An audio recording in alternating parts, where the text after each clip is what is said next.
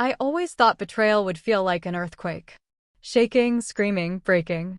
But when I found out my husband had been cheating on me for 2 years, I felt nothing. No trembling. No tears. Just silence. Because deep down, I already knew. I'd known for a long time. We'd been married for 5 years. Together since high school. We were that couple.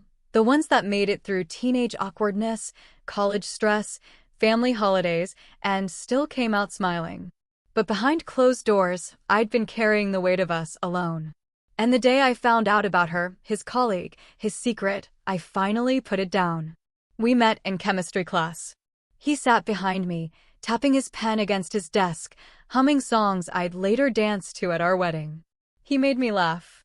He made me believe in always. We went to the same college. Studied late nights in dorm rooms. Ate ramen at midnight. Dreamed about the future. Then came graduation. A ring. A wedding. And for a while, it was beautiful. He'd make coffee every morning.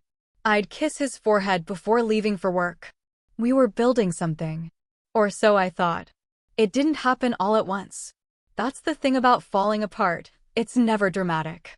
It's quiet. He started coming home later. Smiling less. His phone had a password.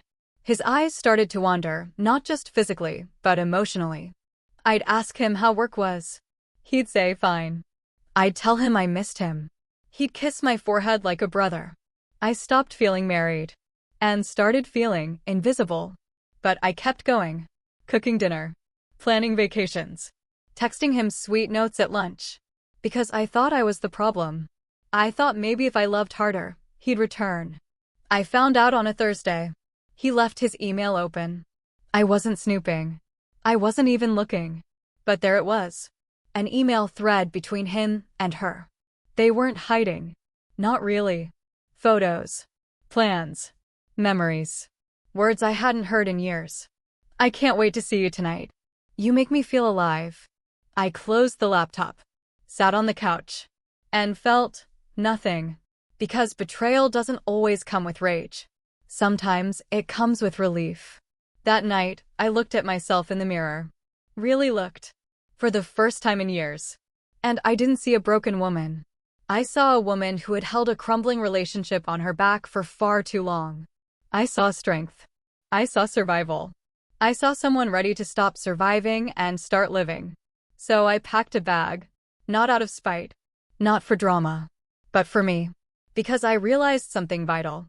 I didn't want to fight for someone who wasn't fighting for me. He came home late. I didn't cry. I didn't scream. I simply said, I know. He sat down. Silent. I told him I wasn't angry. But I was done. Done pretending. Done waiting. Done hoping. I handed him the divorce papers 3 days later. And walked out of the apartment we once called home. For the first time in my life, I didn't ask anyone for permission. I booked a flight. One way. To Italy. I'd always wanted to go. But life, work, marriage, routines always got in the way. Now, I was free. And it didn't feel lonely. It felt expansive. Rome. Florence. Cinque Terre. I walked ancient streets, touched stone older than anything I'd known. I watched sunsets from cliffs. Ate pasta alone at tiny cafes. Wrote in journals. Cried under moonlight. Laughed with strangers. And slowly, gently, I found pieces of myself I'd forgotten. One morning in Positano, watching the sea, I whispered to myself. You weren't lost. You were waiting. Waiting for the silence. Waiting for the space. Waiting for the bravery to begin. And I began. Not as someone's wife. Not as the girl who was betrayed. But as me. Fully. Freely. Finally. I wrote letters to him I never mailed. I hope you find what you're looking for. I forgive you. Thank you.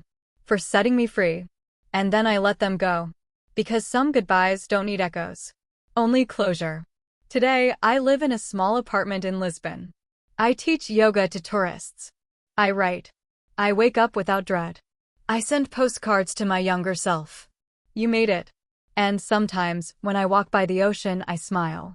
Not because everything is perfect. But because I finally feel whole. Not because of a man. Not because of revenge. But because I chose myself, he cheated. I let go. And then, I found a life that felt like mine. If you're out there, sitting in silence, doubting your worth, know this. You are not what they did to you. You are not your failed relationship. You are your own beginning. Your own second chance. Your own great love. Choose yourself. Start the journey. And maybe, just maybe, you'll find a version of yourself waiting on the other side. Like I did.